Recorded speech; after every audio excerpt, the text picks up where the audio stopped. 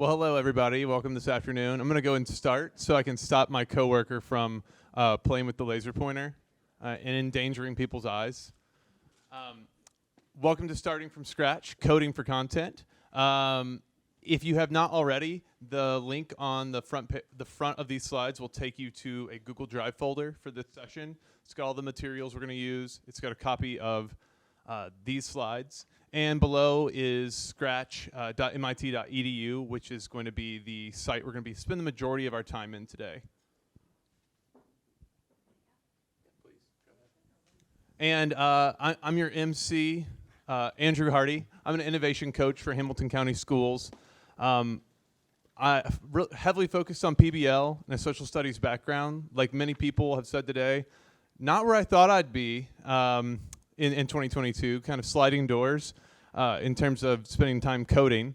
And I want to introduce my colleague.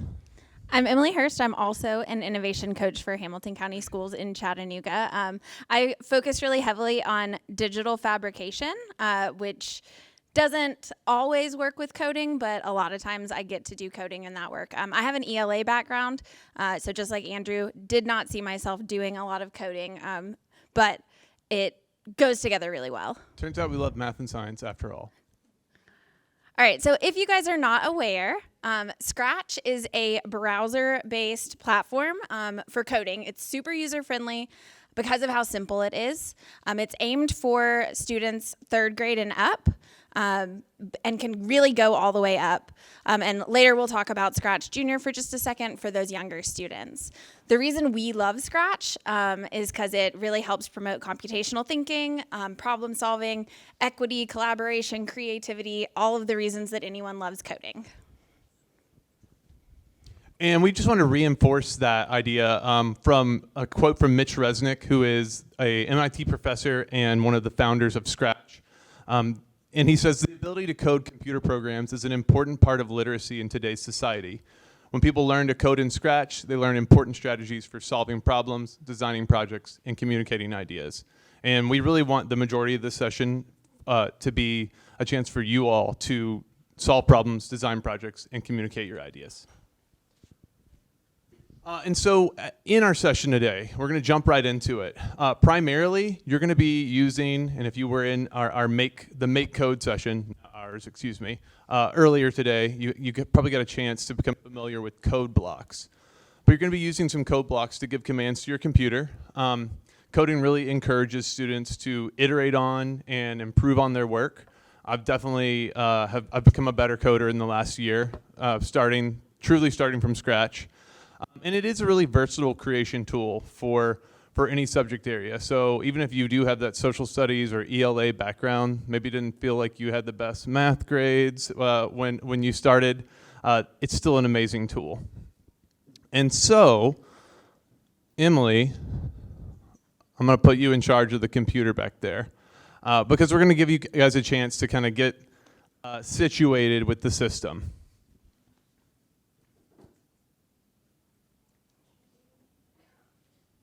We're working on it.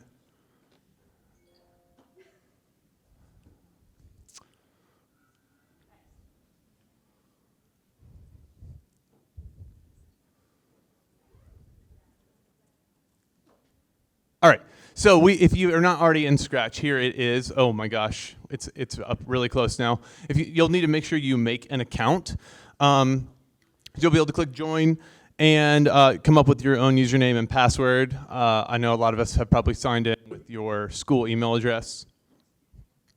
We're making sure we go through this process because in the end, it's really important to check your email at the end of the Scratch creation process, so you'll be able to have all the functionality. You can go right ahead, Emily.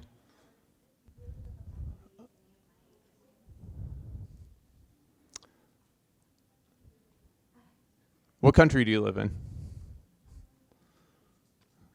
Just making it up as we go along.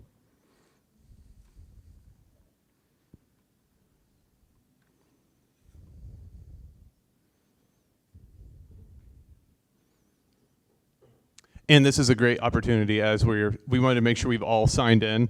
If you have not checked your email account, you're going to want to make sure you confirm that or check periodically throughout the session. All right, let's go ahead and get started, Emily. So to begin, let's go ahead and create a project. You're going to want to go to the very top left of the page to create.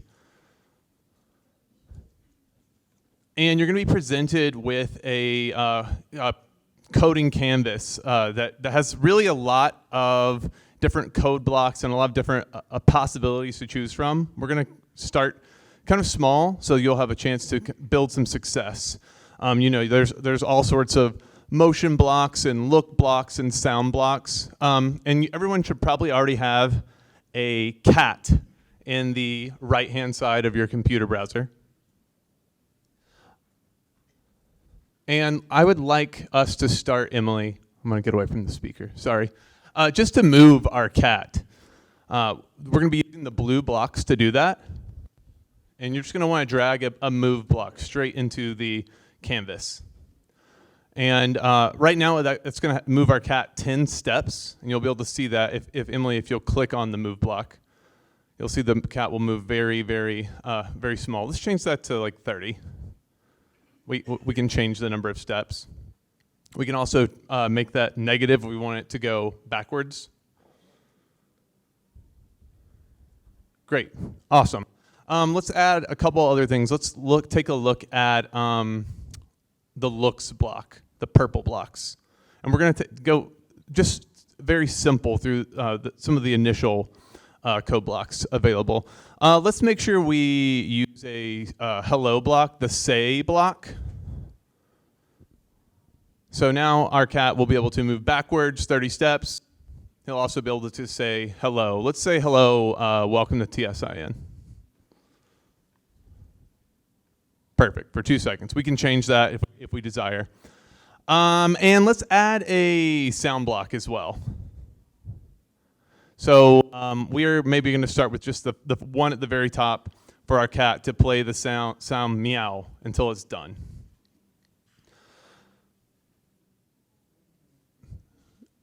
All right, no audio, it sounds like, but he can say meow. So obviously this code canvas can get pretty complicated. We can add a lot of different things to this. We want to make sure that as we add more and more stuff to our canvas that we have a way to control that besides just having to click on it every time. So let's go to the event. Oh, I hear it. Excellent. And you can also, there is a drop-down menu under meow, and you'll be able to choose other sounds.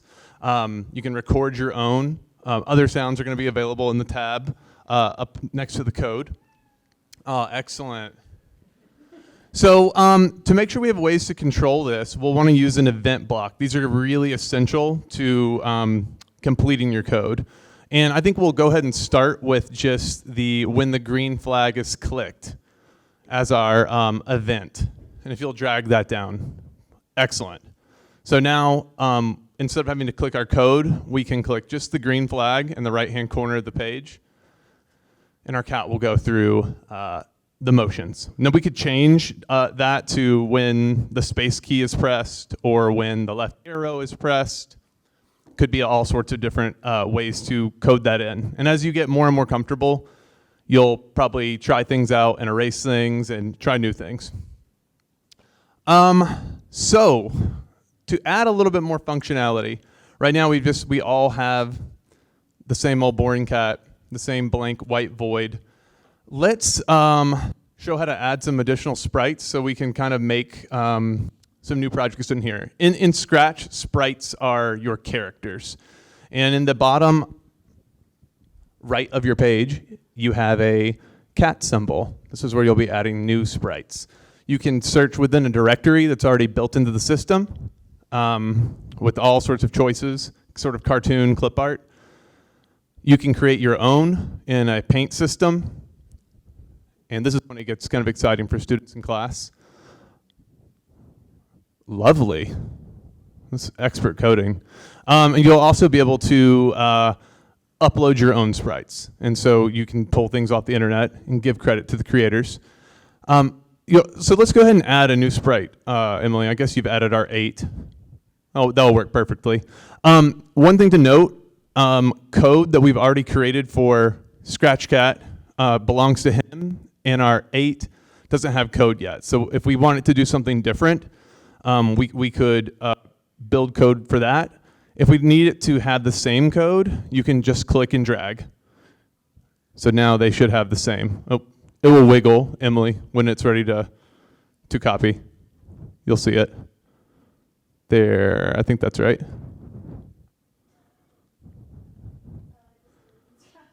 Oh, she is really firing all cylinders right now. We can also add backgrounds. So next to the add a sprite button, there's add background buttons. So just like with sprites, you can use some that are stock within the system, paint your own, and upload your own. So let's just use one that's stock today. I'm feeling Greek. I'd really like to see the Greek theater, personally. Yes, yes. Please find us a new sprite. This is horrible. Let's get her to do this on the fly.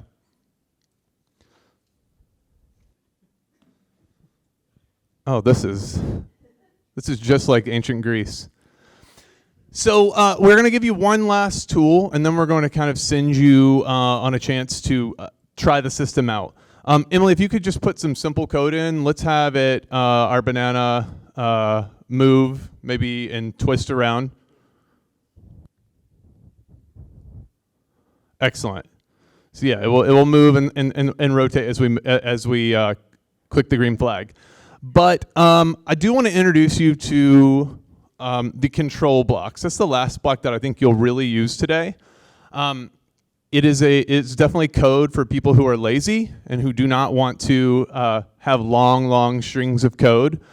Right now, every time I click the flag, my banana only moves and turns once. I would like that to go on until the end of time. So if we could make that be forever, please. And those blocks, yes. So now our code will continue until we change that. There's lots of kind of if-then variables that can take it next level. There are also wait blocks. You know, if I wanted to, let's just drag a wait block in there. And now we'll start it. Oh God, we've broken something. Okay, yeah, so wait 1 second until it turns again. So, and this is one of those systems where as your students get better and better at it, they're going to find new applications that they can build in Scratch. Really, the sky is the limit as to what's possible. If you can think of it, you can probably code it. So, moving forward, we want to give you a chance to kind of learn your way through without having to copy us. So there are a lot of great project samples and tutorials built right into the website. They're going to be right in the upper left-hand side of the page, or you can go to scratch.mit.edu/ideas. And if we go back for 1 second, Emily, kind of two decisions to decide from today. If you are just starting coding, maybe you've never done it before, maybe you tried it out for the first time this morning, absolutely try these tutorials out today. It will give you an idea and a sense of what is actually possible within the system. You'll make music. Maybe you will design dialogue for characters. And as you, actually, could you show one, Emily? I just want to put it up on the screen real fast.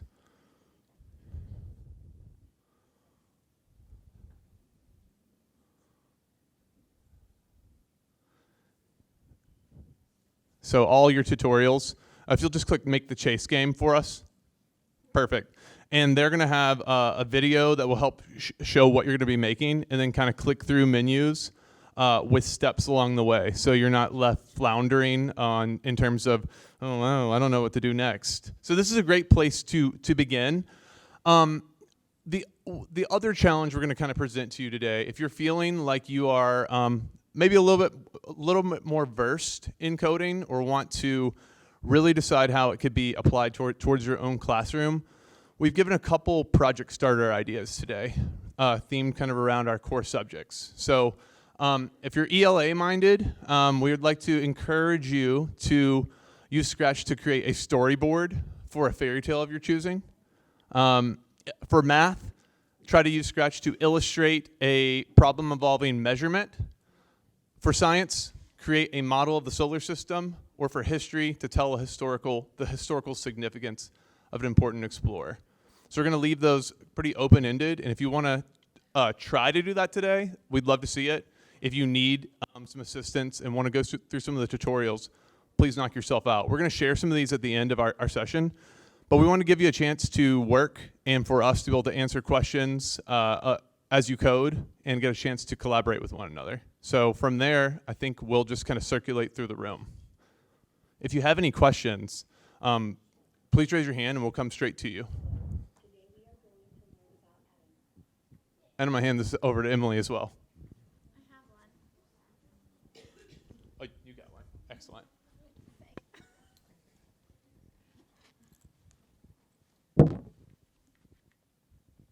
So Andrew, were you thinking like 25 minutes to code? Yeah, that should give us time. We'll do 20, and that way we can share what we've made today. All right, we're going to pause you on your coding so that we can share some of the work we did. So as we were walking around, first of all, I saw lots of different, that's amazing that you can just swipe like that. I don't know what happened. I saw lots of really cool code, so I wanted you guys to be able to see what some other people were doing. So we're going to have you add your project to a Scratch studio. So if you are a classroom teacher, this is a great way to be able to access all of your students' code in one place. So this bit.ly link will take you to a studio. So that's just bit.ly/TSIN studio. And you can click Browse Projects and select your project from today, or you can copy the URL of the project that you have been working on and add it by URL. Do you want to show us what that looks like, Andrew? Yeah.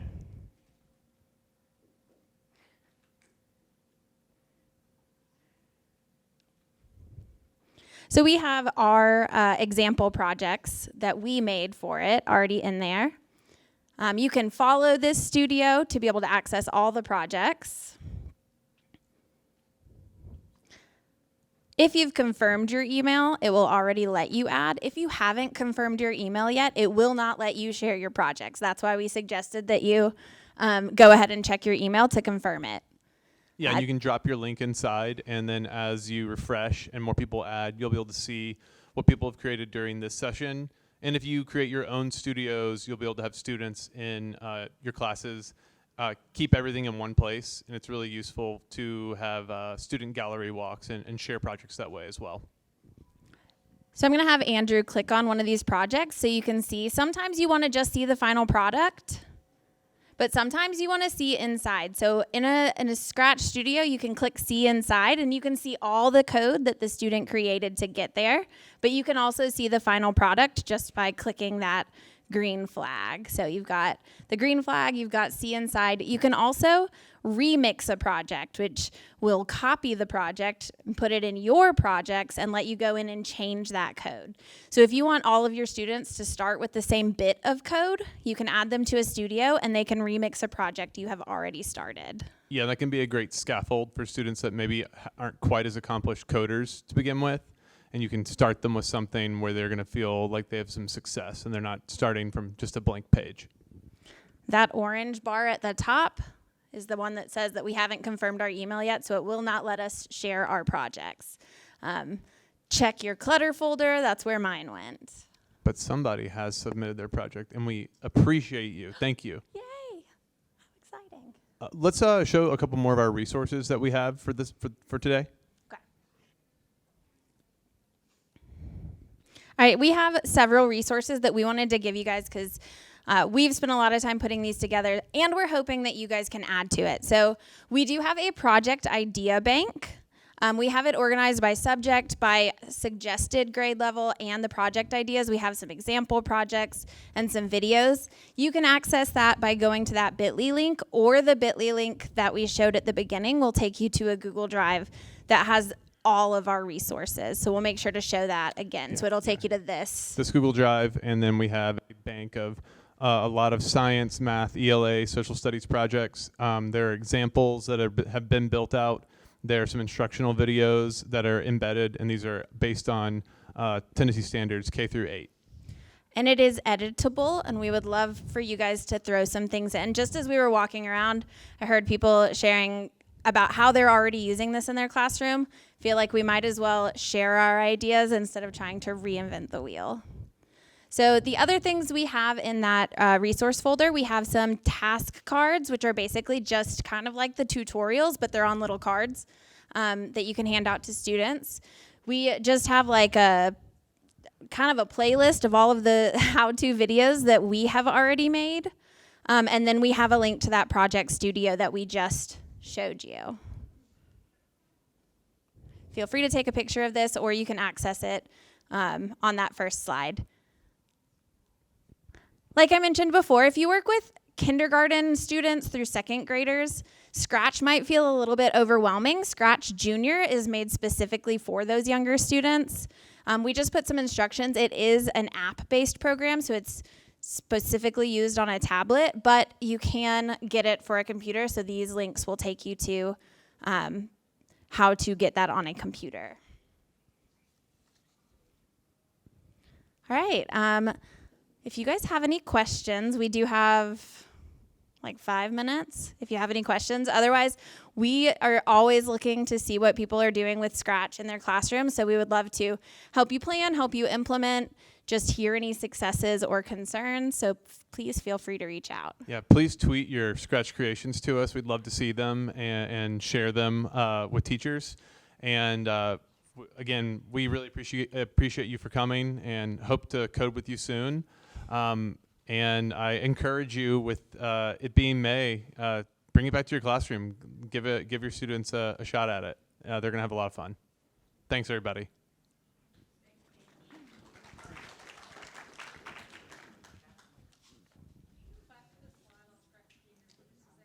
Absolutely. Oh, I can do it, Andrew. Oh, there we go. No, I can't. Yes, I can.